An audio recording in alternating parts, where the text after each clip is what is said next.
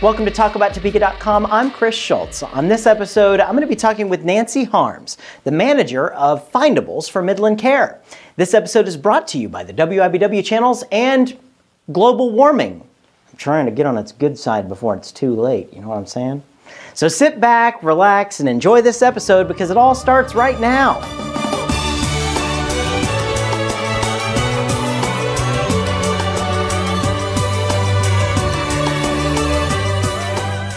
Well, have you heard of Findables in Gage Village? I don't know if you have, but if you haven't, you're going to know about them after this interview here, because I'm with Nancy Harms. She's the owner of Findables. It is a store that benefits Midland Care. Nancy, thanks for joining me. Good to be here. Absolutely. So Findables, tell us a little bit about what it is. Well, to begin with, I'm not really the owner. I am the manager. I'm an employee of Midland Care Hospice. And Findables is Midland Care. We are a not-for-profit upscale resale store. So people donate things to us and then we turn around and resell it.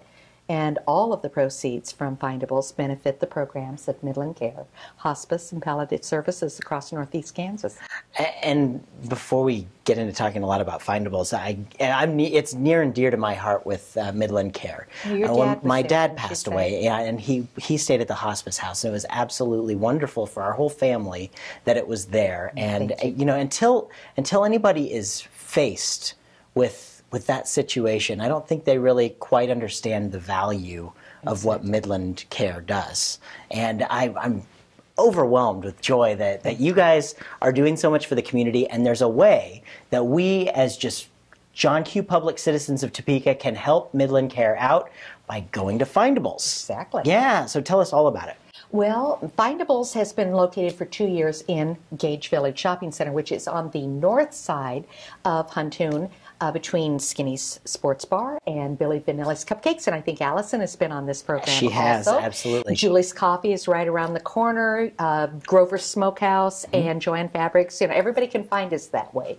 We've been there for a little over 2 years now. It was a move for us. Picked up an additional 1,200 square foot, and we've already filled it. Wow. We get wonderful clothing in. I mean, we're talking Ellen Tracy and Tommy Hilfiger, but, you know, we're going to get all kinds of stuff. Some things are brand new because apparently I'm not the only person that loses their receipt when it's time to return stuff.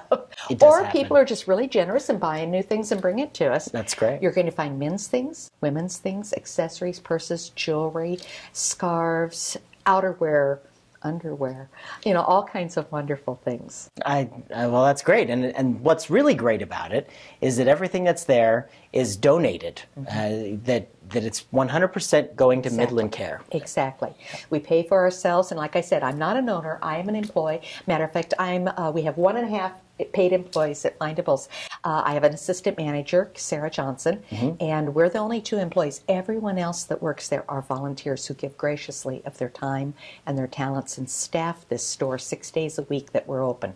And those are the stories that I'm so glad we can talk about on Talk About Topeka, because it really shows that the community can come together, not only from the volunteer aspect of pulling the store together, but the fact that the community can go out and support it by buying things. They're also supporting it by donating things. Exactly. I mean, this is a completely grassroots, beautiful thing to help out a great organization. We have volunteers that range in age from 14 to our oldest volunteer, and I wouldn't say this except it was on WIBW earlier, and she was interviewed by Kevin Broten. So, you know, I can release the fact that we have a volunteer who actually last year turned 100 and actively volunteers at our store. So there's a wide range, and believe me, Ruby runs circles around half of us. So I don't doubt it. If you live to 100 years old, you're a tough cookie. One sharp lady, that's right. And so we have a wide variety of volunteers. There are some men. My husband comes in regularly and serves as our janitorial service. You know, it's a really nice man that will vacuum at home and do, you know, things to help his wife out. But it's a saint that will come vacuum the store for you. But, you know, it's good stuff, good stuff. Lots of people pitching in, and it's amazing how much work there is to be done with the incoming of donations and the sorting and pricing and tagging and then staffing and running the store and keeping it straight and doing displays and doing the windows and then silly stuff like this. Well, I want to talk a little bit with our viewers about if people have things, what are you guys looking for typically that they could bring by to donate? And how does that process work for them? Well, we're looking for upscale, good quality things. We want them in beautiful shape. We're hoping to have them be reasonably current or incredibly vintage. We are looking for good name brands and preferably on hangers so that we don't have a lot of steaming work to do. And is it primarily clothes? Are there other things that you guys... we've got other things too. We've got china and porcelain and collectibles. We've got wall art. We've got houseware goods. We have some small pieces of furniture, antiques, and beautiful things like that. We carry wedding gowns too, if those count as furniture. Not really, but they're in the same room. Yeah, well, that works. That's what made me think of them. So if they have a box full of stuff that they want to bring down to you, what's the process? They just bring it down and say here? Or? We tell people that our best days for people to bring things in are Monday, Tuesday, and Wednesday. Okay. However, if they're bringing an armful, they can bring it in any time. We're open. However, if they are, like they filled the back seat, Monday, Tuesday, Wednesday work the best for us because we've got the most staff that works in our back room at that time. Sure. However, sometimes people are bringing like a whole pickup truck, or they've rented a truck, they're cleaning out the house, they're moving or something like that. So they are looking at bringing us a large amount of things, and I ask them to please call the store and make an appointment so that we can be prepared for them. Sure, absolutely. Well, I think it's great what you guys are doing. And what's on the horizon for Findables? Well, always good things, but right now we seem to have gotten a leprechaun in the store. This has happened to us before, and this little guy seems to have gotten hold of these scissors and is cutting half tags. If a tag is cut in half, it's $1. And usually outside on the dollar rack, but they're all over the store. A little booger got away from us. He also found our hot spots, which when they're on a tag is 50% off. Yeah. So, I mean, there's a big sale going on at Findables, and I can't find the leprechaun. He's added every day.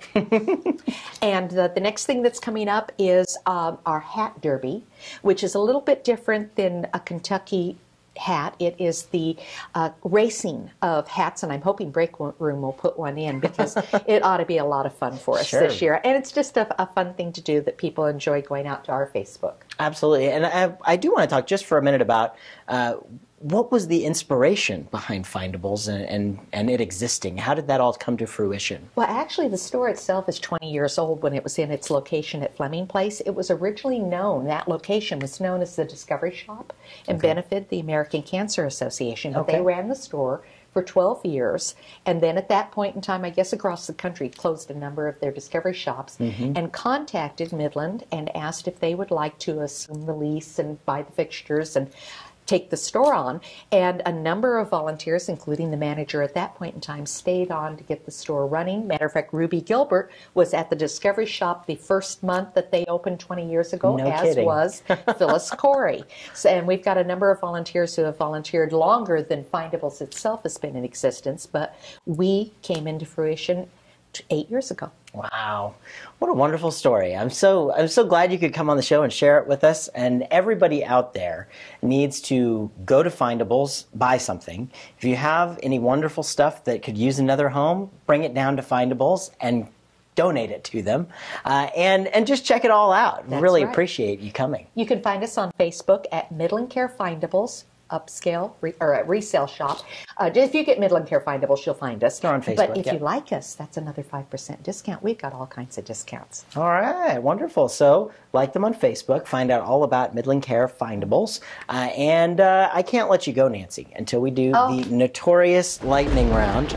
Okay. That's right. Here we go. We know what that means. 60 seconds on the clock. And it's never the same bunch of questions. Oh, well, I kind of like to keep it the same. So if you watch the show, you have an advantage. I have some. Okay, I know some, but they're not always the same. All right. Okay. Well, we'll see. We'll test you out right now. Ready? 60 seconds on the clock, and go. Where did you attend high school? Fort Madison, Iowa. Ooh, Fort Madison, Iowa.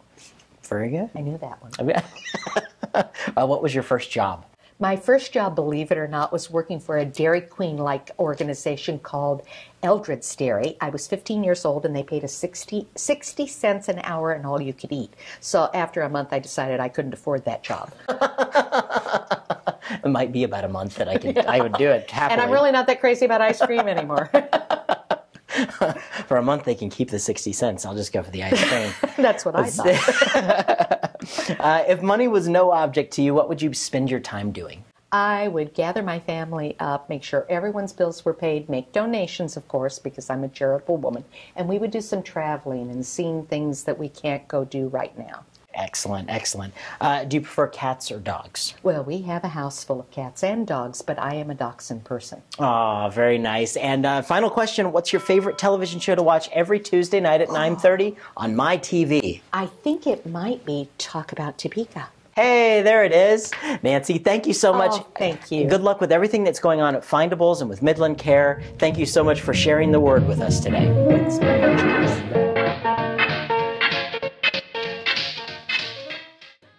Thanks for tuning in to this episode of TalkAboutTopeka.com. I'm Chris Schultz. If you enjoyed what you saw here, you can help our guests by sharing our links with your friends. You can also find out everything that's going on with us by following us on our website at TalkAboutTopeka.com. You can also be sure to like us on Facebook, you can follow us on Twitter, or you can send us a message on Gmail. Thanks so much for tuning in.